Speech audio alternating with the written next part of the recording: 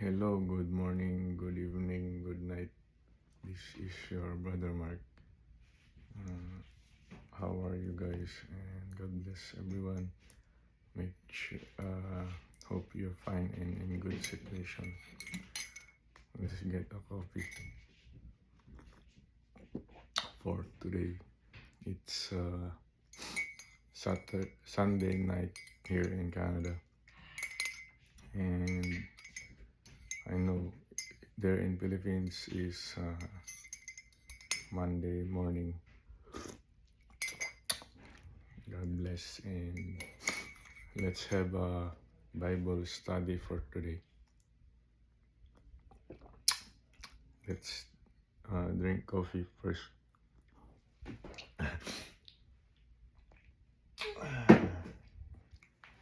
We have a Bible study for today about knowing God or knowing Jesus Christ.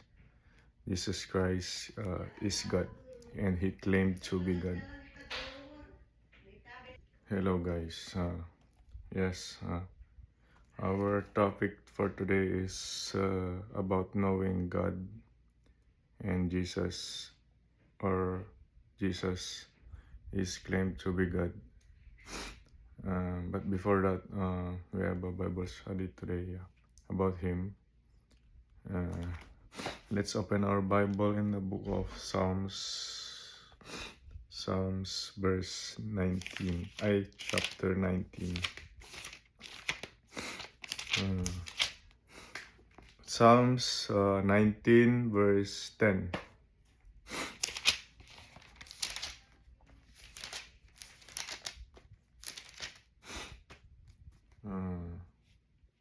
Chapter 19 verse 10. English version, more to be desired are they than gold, yea, than much fine gold, sweeter also than honey and the honeycomb. His words is more desired than gold, yea, much fine gold, sweeter almost honey and the honeycomb. Amen. His words in the Bible, or Jesus, is more desired than the honeycomb, sweeter than honey and honeycomb. He said,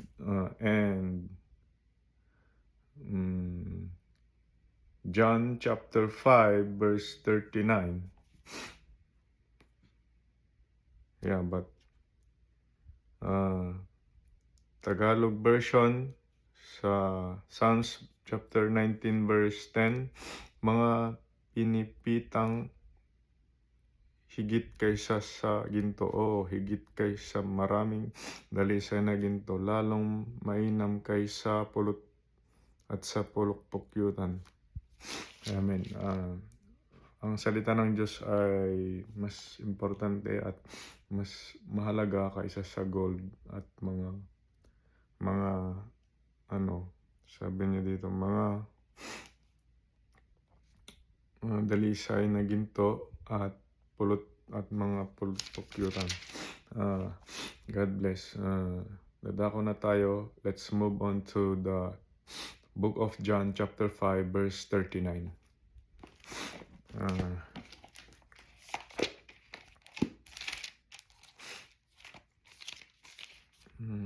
5:39. The message of God is this. In John 5:39, English version, search the scriptures, for in them you know you have eternal life, and they are they which testify of me. Yeah. So that if we want to know God or Jesus Christ, we need to search the scriptures, because the scriptures, or the word of God, Genesis until Revelation, testify about our Lord God and Savior Jesus Christ, the Messiah. And we move in John chapter 8 verse 28.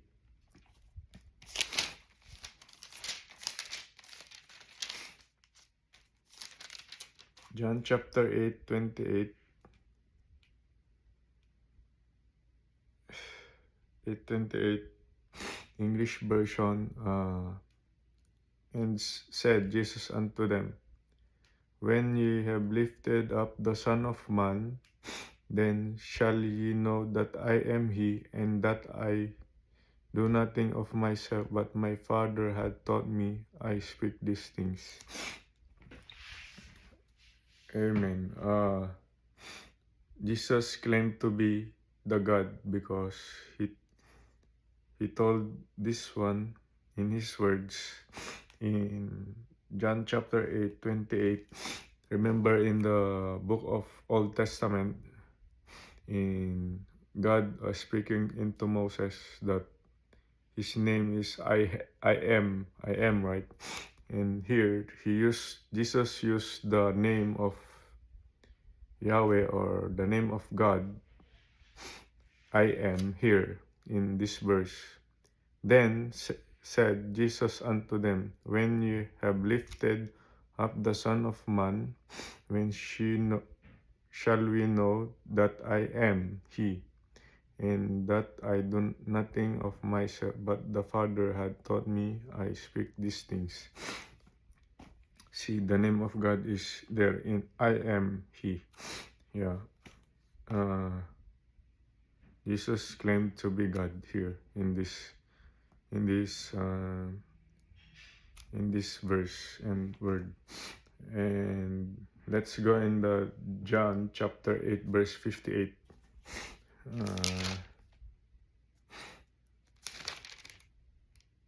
Wait. In Tagalog version first.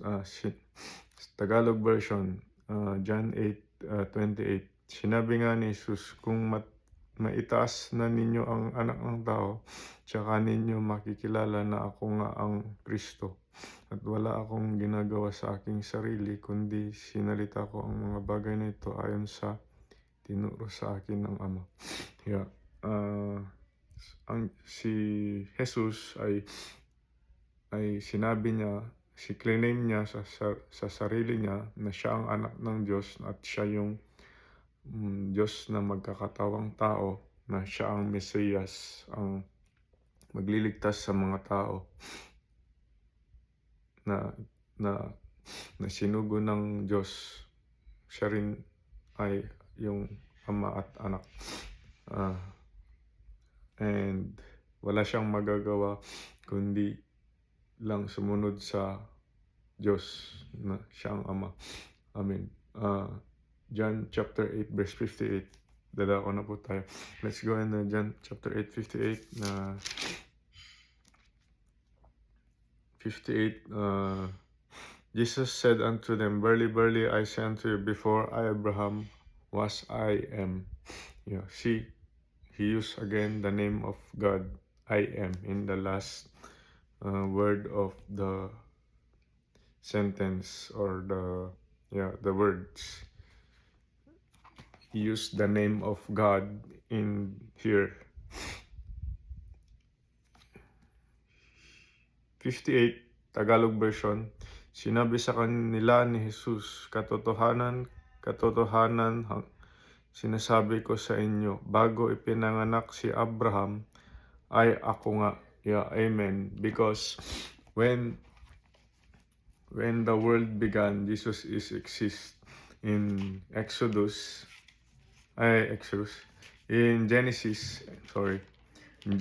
chapter 1:1.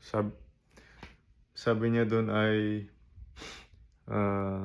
nang pasimula ay nilikha ng Diyos ang langit at ang lupa. At ang lupa ay walang anyo at walang laman, at ang kadiliman ay sumasa ibabaw ng kalaliman ng mga espiritu ng Diyos sa ibabaw ng tubig. 3. At sinabi ng Diyos, magkaroon ng liwanag, at nagkaroon ng liwanag. Yeah. English version, Jesus is in the beginning, in the before existence of the world. He exists before the world began. In the beginning, God created the heaven and the earth was without form and void, and darkness upon the face of the deep, and the Spirit of God moved upon the face of the waters. And God said, there was light, and God said, let there be light, and there was light. Yeah, because Jesus is the Word of God. How powerful is the Word of God? See? And the book of yeah, in the Genesis told that Jesus is the Word of God in John chapter 1 verse 1 to 3. He said there, and the Word was God, and the Word was with God, and the Word was with God, and the Word was God. Let me check John chapter 1 verse 1 to 3. In the beginning was the Word, and the Word was with God, and the Word was God. Yeah, Jesus is the Word of God. And the Bible word from Genesis to Revelation is a word of God, and that word is Jesus or God. And the same was in the beginning with God. All things have made by him, and without him was not anything made that was made. Yeah, clearly God or Jesus Christ claim to be God. To those Muslims and unbelievers, believe now that Jesus is God. Read the book of John chapter 1 verse 1 to 3, and this John 8:28 and John 8:58. Yeah, amen. And let's go down in a book of John chapter 10 verse 30.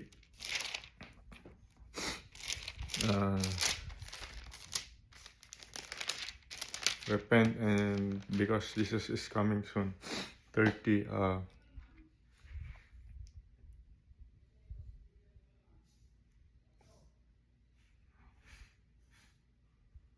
John 10:30.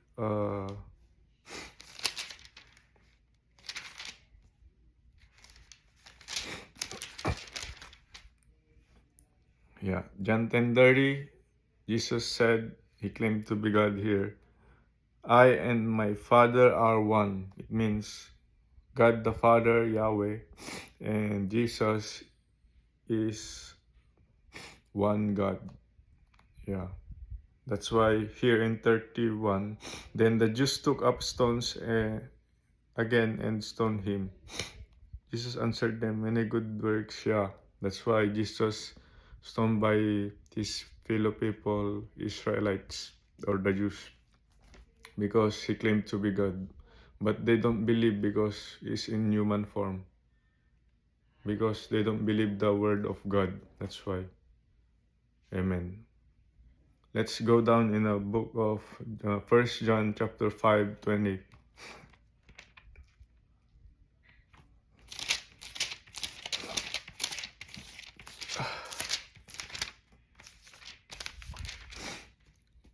Book 5 verse 20, English version, and we know that the Son of God is come and had given us understanding that we may know him that is true, and we are in him that is true, even in his Son Jesus Christ. This is the true God and eternal life. Yeah, amen. This verse is Jesus says that Jesus is God, one with Yahweh or one with God. They are one God in the beginning before creation, because Jesus is the Word of God. Jesus is the power of Yahweh, our God. Amen. Tagalog version, at nalalaman natin ng naparito ang anak ng Diyos, at tayo ay binigyan ng pagkaunawa upang ating makilala siya na totoo, at tayo ay nasa Kanya na totoo. Sa makakadwid bagay ay sa Kanyang anak na si Jesu Kristo. Ito ang tunay na Diyos ang buhay na walang hanggan. Amen.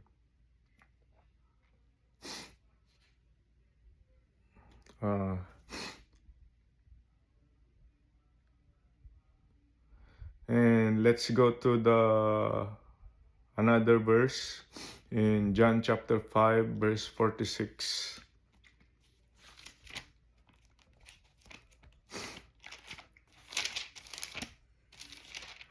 Verse 46, English version. So Jesus came again into Cana of Galilee, where they made water wine, and there was a certain nobleman whose son was sick in Capernaum. Yeah. And he heard that Jesus was come in Judea and Galilee, and went to him, and what the come son was at the point of the death. Jesus accepted the sign of wonders he would not believe. Nobleman said unto him, Sir, came down our child. Yeah, and Jesus healed him. Amen. And let's go down in the last verse of the book of Deuteronomy. But first, we need to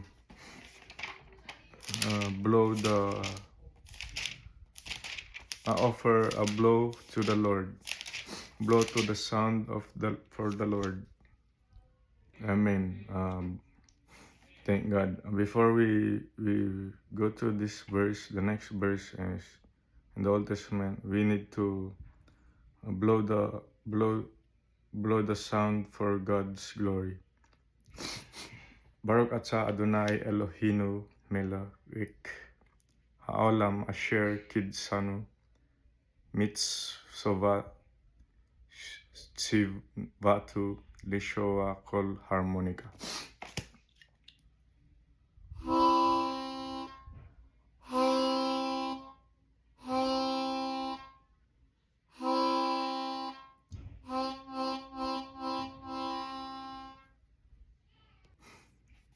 Amen. Jesus told about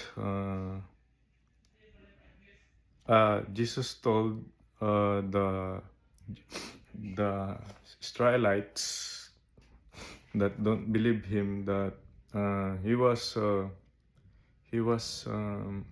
that Moses told him about Moses told them about Jesus here in Deuteronomy chapter 18 verse 15.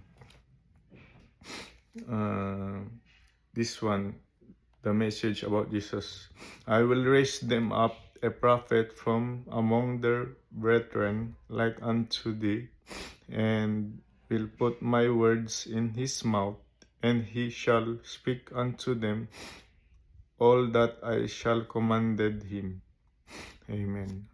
Tagalog version, aking palilitawin sa kanila ang isang propeta sa gitna ng kanilang mga kapatid na gaya mo, at aking ilalagay ang aking mga salita sa bibig niya, at kanyang sasalitain sa kanila ang lahat ng aking inuutos sa kanya. Amen. Ang tinutukoy ng verse na ito ay about kay Jesus Christ.